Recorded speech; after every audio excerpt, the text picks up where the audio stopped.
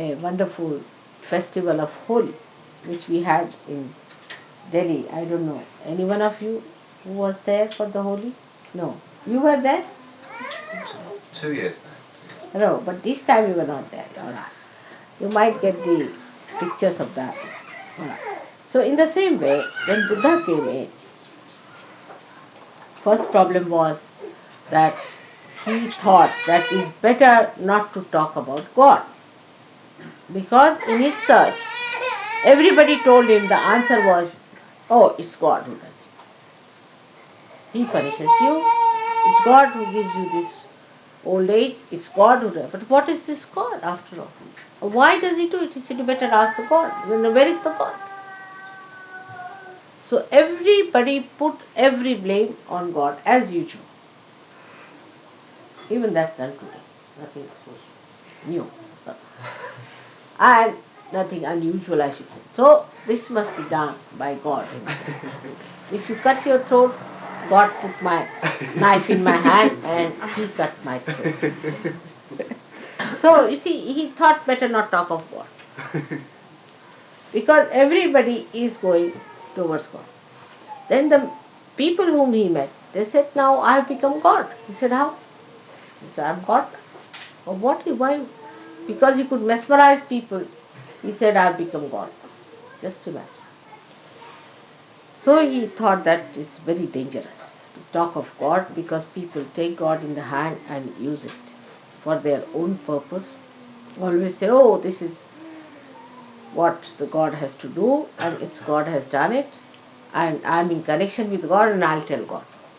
So he got a fright and he said, it's better not talk about God, because that puts the attention of the people on ritualism, artificial things. They are building temples after temples and just doing all these horrible things which one should not do. Like if you go to the south, you'll find in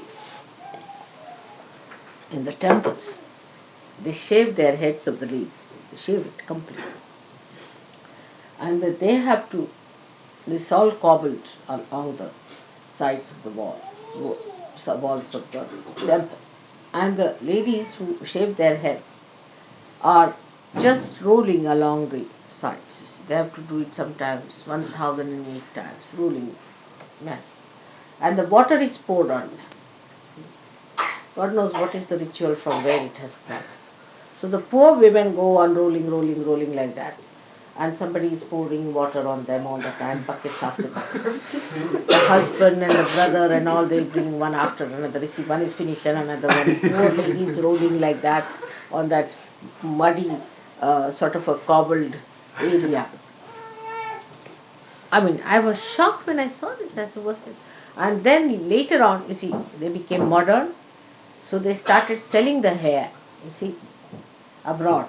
So the whole thing became a big industry in Madras, you see.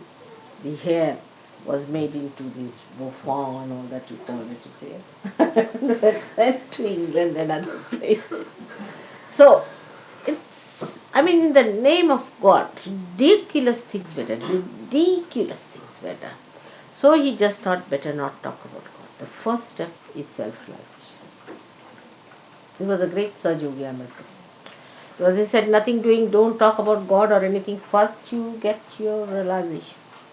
That was the first condition. Establish it. Unless and until you have established your realization, nothing doing. So he just started his own method of propagating Buddha's knowledge, or you can Buddhism as they call it. Of course it became ism later on. So all that he started with the idea that people should first become Buddha. Buddha means realize. Buddha is to know. So Buddha means the person who has known, means the one who is a realized. So what he says, Buddham Sharanam Gacchami. I bow, no, I surrender. Sharanam means I surrender to the Buddhas, means to all the Sajogis.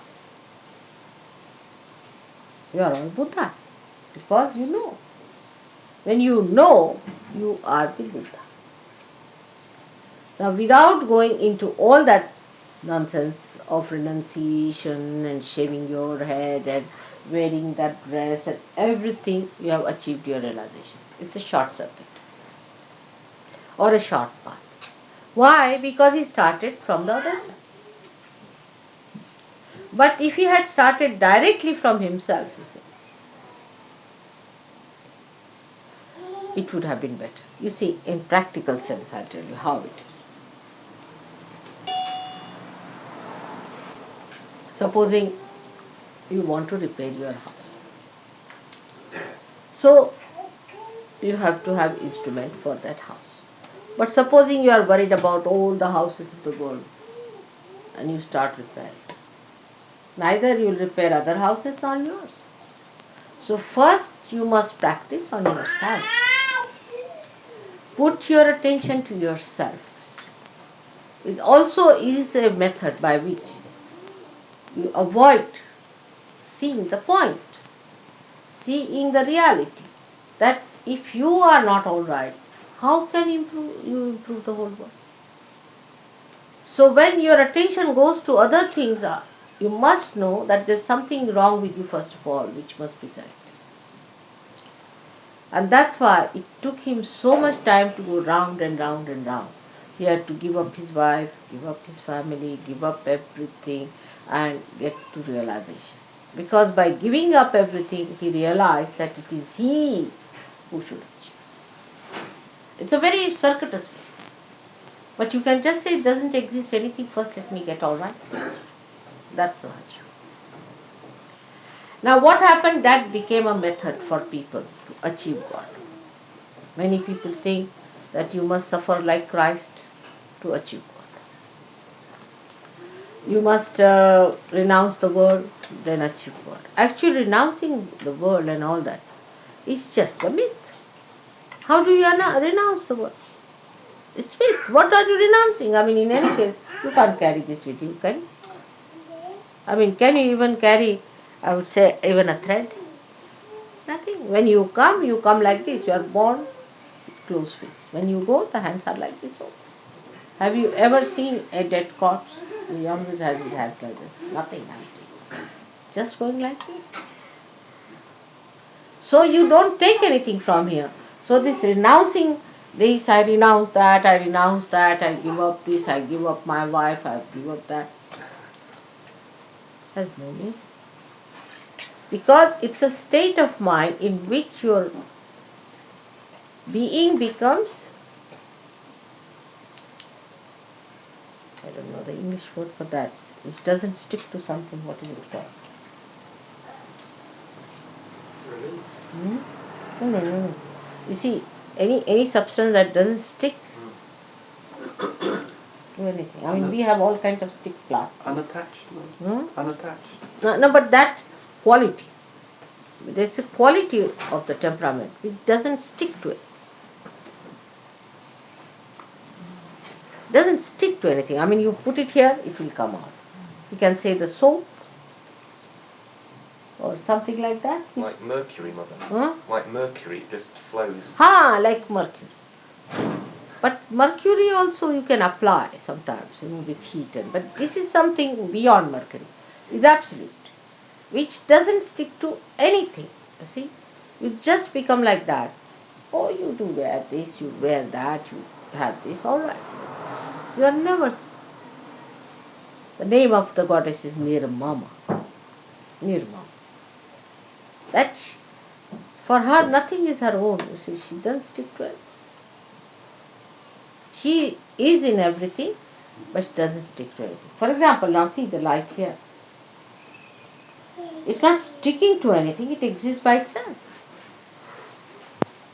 It doesn't stick to anything.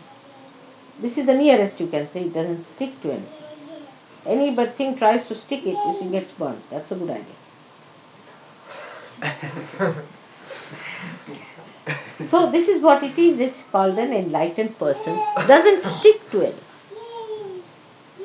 And whatever tries to come very close gets burnt off. So, such a person is not attached to anything. But that's not a mental thing that you can do that, oh, I'm not attached to you. See, it's very common in this country especially, I hate you. But you can't hate anyone. How can you? And nor can you love anyone, because the attachment cannot give you both the qualities. You see, because you are attached to someone, you say that you hate, simultaneously you are loving them. Because these are the dual qualities of attachment. See? So once you have attachment, you have both things. One moment you hate, another moment you love, another moment you hate, then you love and you don't know what's the matter with yourself. But the thing is, the quality of the mind is such that it is either getting attached mentally or either getting detached mentally. But actually, anybody say you love someone very much. No, you don't even die together, whatever you may try. You cannot die together. One person has to die earlier, another has to die later. So the answer to his question that he asked was, why all these things are caused? So he said, it is because of desire. Because of human desire, these are all problems are caused, like the death, like the old age, or the sickness are caused by desire. Now see, in Sahaja Yoga language, how we should understand him. Is the desire, as you know, is the left side. Left side gives you death. When the left side is very much used, you get to death ultimately when it is exhausted. When the left side is out, desire, you also get sickness. And when the left side is used too much, you get your old age. Of course, the right side is the one which does it, but the left side is the originator. If you have no desire, you won't go into the right side. First is the desire. The starting point is the desire. He reached the point all right, but he didn't clearly say what desire means. Desire means the left side. When we have the pure desire, which is the Kundalini, then all these things are neutralized. When the Kundalini rises, the pure desire, the real desire, the only desire, it gives you the absolute by which you don't get old, you don't die, and you do not get sick. Because you achieve that which is eternal. It does not die. You become the spirit. When you want to die, you die. When you want to be reborn, you are reborn. And you have that realized temperament within you. It does not die. That's what you take with you. Now you take your realization with you when you die. So what he tried to say was to build up that we should not have any desires. Now, because, you see, his passage was like that. He went from one to another, giving up this desire, that desire, that desire, that desire. Ultimately he came to Kundalini. It's the same. Yan neti neti vachanai nigamo avochus. When you got saying not this, not this, not this, not this, not this, then you go to a point where you say, then what ultimately left is the desire, which is the pure desire. The desire that is the Kundalini. Say for example, you say, I'll have a house. No, I'll not have a house. I'll have a car. No car. No, I'll not have a wife. I'll not look at any woman. I'll have nothing to do with it. I'll give up this, give up that, give up that, give up that, give up that. Till you reach a point where you are at an absolute point. And there you realize that the Kundalini rises. But I think it is going too far. Why not start from the Kundalini right there? It's a simple thing. So Sahaja Yoga is the other way round stuff. Is that you better start from the Kundalini and neutralize all your left side. You see the point now? That's why Buddha was always regarded as an atheist. He was not. He was not an atheist. But as a matter of policy, he and Mahavira, they were contemporary, they decided, let's not have the name of God anywhere near. Because once you start the God business, big philosophies are built and people just start claiming it. I mean, they become that. Actually, anybody who reads Gita becomes a sort of a Krishna. Shri Krishna himself is the way he talks. People, I mean, you can be shocked the way they talk, as if they are Shri Krishna giving an advice to Arjuna, sitting on a chariot. They behave in that manner, their style is like that. I met one fellow called Chinmayanand, and I was amazed, the way he was talking. I was surprised. I mean, he was just behaving like Shri Krishna, of course, horrid looking, but he thought he was Shri Krishna himself, you see. So that's what identification takes place with human beings. When they start talking about God or His ways and methods, so he said, all right, put that out. Just talk about self-realization. That's the first step. And Mahavira joined hands with him. It helped that time very much. To all the people who were in the name of ritualism, you see, they would say it's very difficult, Hinduism is the most difficult thing. You have to fast on Sunday because of the sun, Monday because of the moon, Tuesday because of the Mars, like that went on. And when do you eat your food? If you have to achieve God, then you have to take your bath at 4 o'clock and do this and do that and shave your head, and then you become a sannyasi, and you can't eat this and you can't eat that and you can't do that, all those things, ritualists, they started.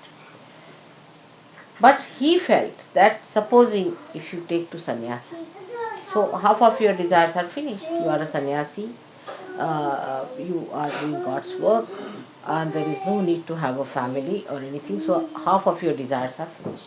If you have a family, then you want to do something for the family, you have to look after your family, and all that is to be done. But he did not realize that he was a realized soul, others were not. You see, if a realized soul does that, it has no difference to him. Whether he has a family or no family makes no difference to a realized soul, because he is not attached. But to a person who is not a realized soul, supposing he'll give up his car, he'll give up his house, go to the Himalayas. There what he'll do? He'll have a hut and have a barbed thing around. Then he may think of a Georgian style of a house. Because according to them, Georgian style is unpretentious. So we can have, after all we are sannyasi. That's typical. I tell you, all our Western mind is behaving in that way. If you see, that we should be unpretentious. You see, it's very fussy, is the word they will use. If you put even a little flower, oh, it's very fussy. They want everything to be plain, bland, you see. But what about inside? It's filled with what? This all bottled up with all kinds of rums, this, that.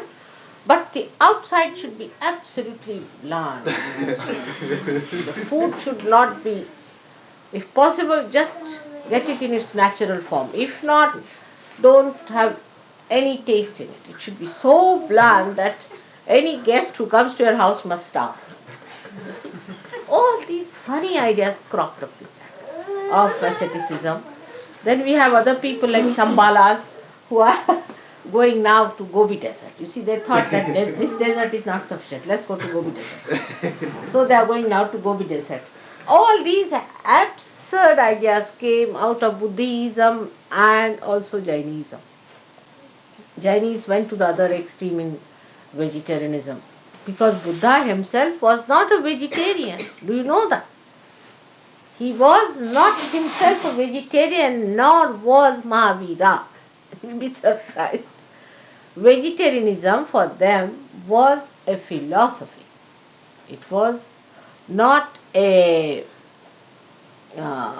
sort of a thing where you don't eat meat and all, because Buddha himself died when he went to one of his disciples who was a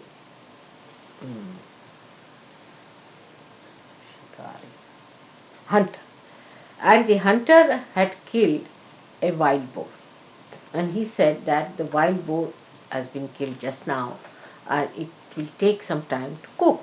It's rather half done. I mean, he being an Indian, he could not eat that half done thing, and he got diseased of I think this liver or something got into problem, and he died of that. See? I mean, I can't eat half done myself, you see. This is half done now. Half done is a horrible stuff, but we eat because it is unpretentious, you see, or some sort of a thing. People have idea it's not, it's very next to the nature, you see, this is what is coming. But is all deliberate. You are attached inside. Outside, if you behave like that, you are not going to become that.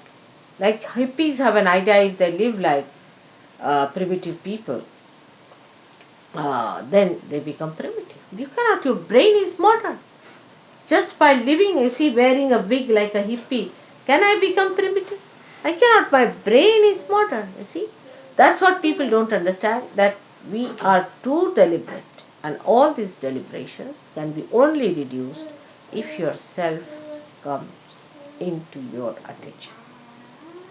Otherwise, all these are just our mental projections. So all this sannyasa and all these ideas came.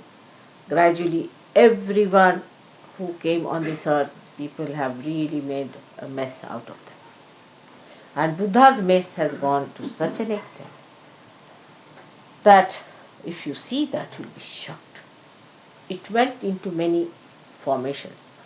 But I heard from my son-in-law that he went and visited some of the caves where the very early Buddhists lived in the caves, because they were not supported by kings or anything. So they had a very bad time, and they used to live in the caves. And what my son-in-law told me, that in the caves there are writings in Sanskrit, in Pali, and in Indian script, saying that it is the spontaneous happening that can bring forth the self-realization. He's got that photographed. So it's coming forward. You see, so they knew about the Sahaja. They knew about it. But then, as every religion has gone into a mess and lot of funny sort of, we can say the funny sort of expressions. Also, Buddhism has gone, it became Mahayana, Hinayana, all sorts of things. But one of them was called as Viditama, who ran away from India, settled down in Japan, and he started the Zen system of religion, which he kept to the spontaneous happening. That's one was preserved. Another was the Lao Tse style, who did not talk of God and of Buddha, but of Tao itself, the energy, or we can say about the Adishakti. So these two good things came out of it. While they searched back into the history of China, and they found out the Adishakti lived many years back there as Kuan Yin. And that's how Kuan Yin was established as a goddess for many Buddhists. Now then, Buddha also got into another form, because there was a big competition between Hindus of those days, and the Buddhists. So they wanted to form. For ordinary people, it's very difficult to understand the philosophy.